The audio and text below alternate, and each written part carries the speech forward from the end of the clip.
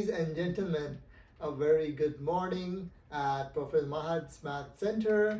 And I'm glad to have you guys back at another video clip. Before we continue, I hope you guys have understood the previous video well, where we took a practical life example using an adjustable dumbbell to relate the independent and dependent variable on a linear graph, where we showed that the rate of change of the dependent variable with the independent variable was constant. That is what we mean by a linear function. So let's continue today with different forms of the linear function, as I mentioned earlier. And then we have parallel and perpendicular lines, where I'm going to be discussing the relationship of the gradient of parallel and perpendicular lines. And then at the end, I'm going to solve two examples. So today's video is pretty much about a continuation of the previous video, and hopefully in the next lesson I'll bring up another practical life example for a new topic. So let's begin. Okay guys, so there are three different forms of writing a linear function. Number one is the slope-intercept form.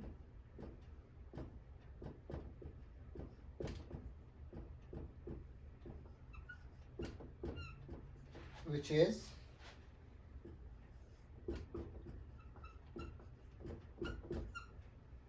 where we know that m is our gradient,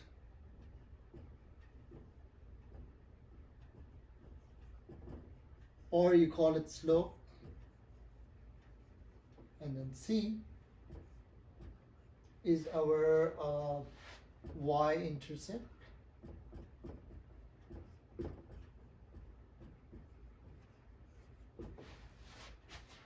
Number two, we have a point slope form.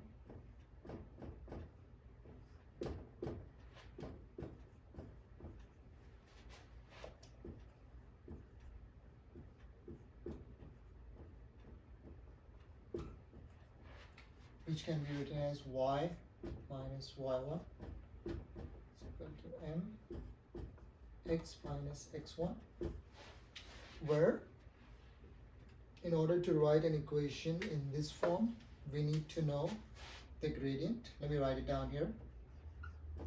We need the gradient or slope and any one point.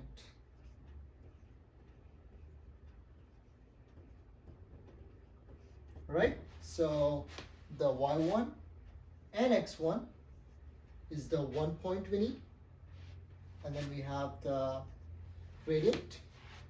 As we mentioned earlier, the gradient is m. Number three, we have standard form.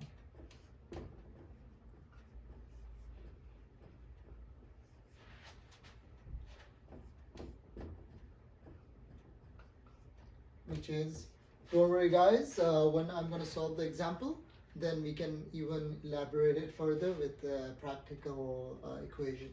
So the standard form is ax plus by is equal to c.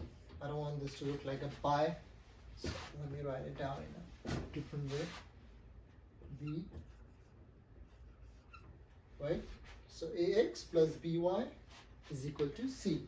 We already know x and y are the variables, and then c is the y-intercept, as we know already.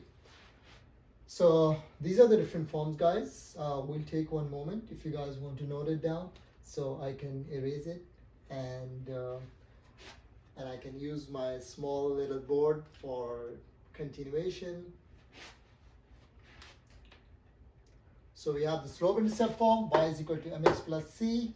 We have the point slope form, y minus y1 is equal to m, x minus x1. where we need the gradient and any one point. And then we have the standard form, which is ax plus by is equal to c.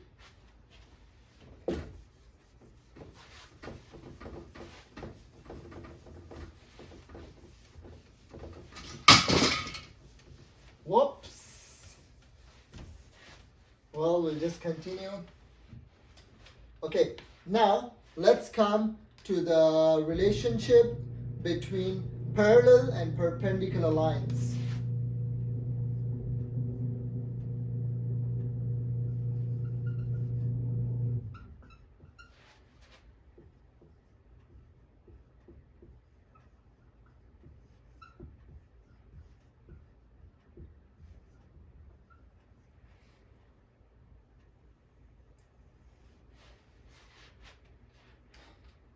So let us say if we have any two lines, there's my scale, excuse me. So let us say if we have two lines,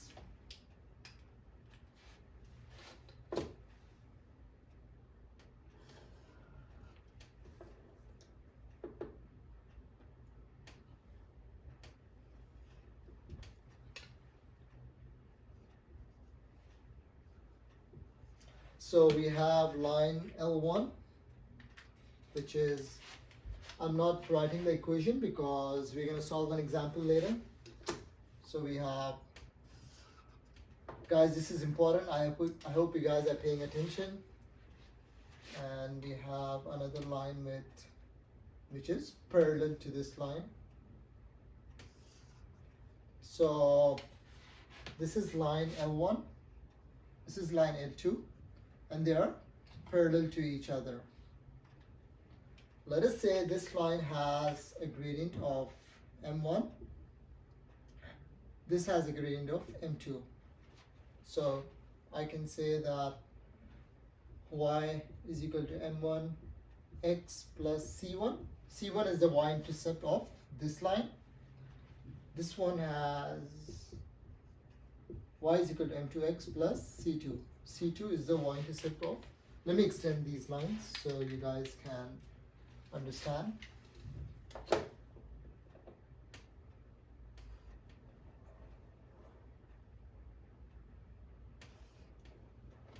So if I were to extend this graph,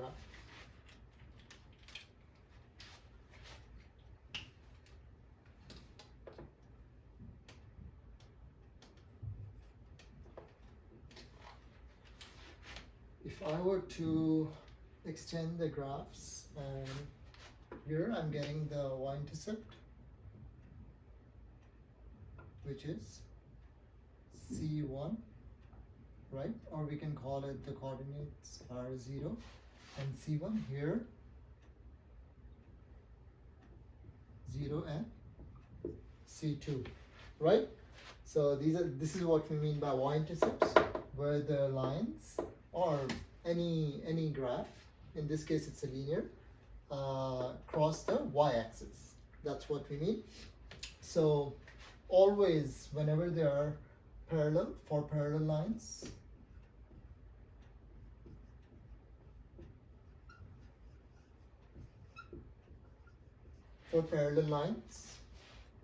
always the gradient should be equal to each other.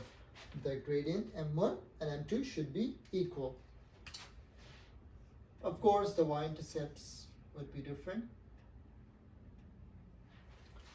Sorry, M1 is equal to M2.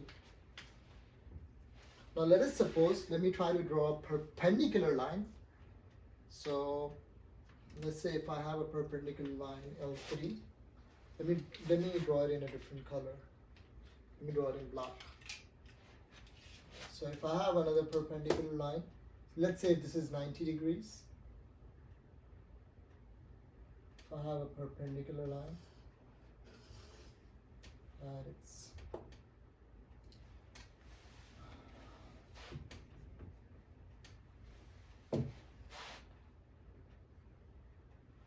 if I have a perpendicular line, which is L3, and the equation is equation for this line. Let me write it down.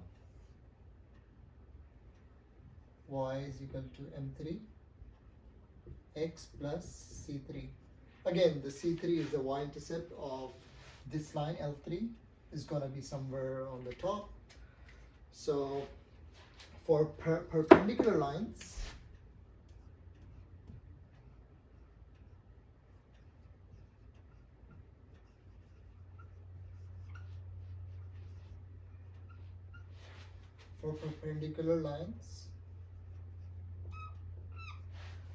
the gradients, whether it is m1, let's say if it is m1 and m3, so m1 times m3 will always be equal to -1.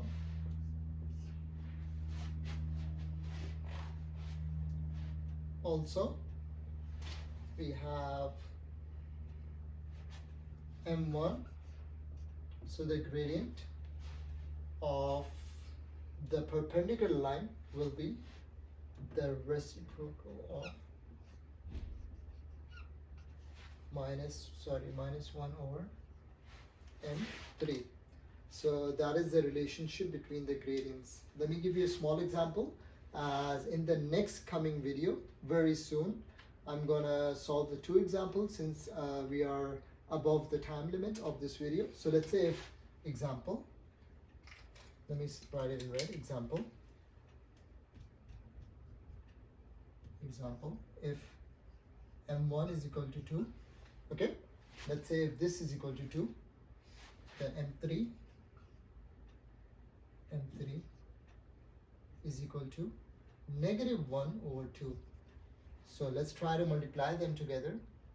m1 times m3 is 2 times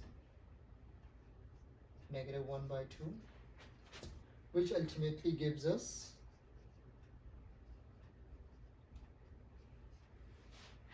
so I hope you guys enjoyed the video, guys. I'm gonna let you guys go until the next video where we will solve 2 examples, and then we're gonna be done with this topic and we are gonna move on to our next topic, which I'm gonna mention in my next video. Thank you so much, guys, and you guys know my email already, because here I just solve some examples to make you guys understand, but I do have inquiries where I solve examples to on special requests. So I post the videos after I solve them. So if you guys have an inquiry, you can send it to me. I might have one example coming up soon from another topic because it's on a special request. Thank you so much, guys. And if you guys haven't subscribed, do subscribe, because we're gonna have really exciting videos coming up. Thank you, guys.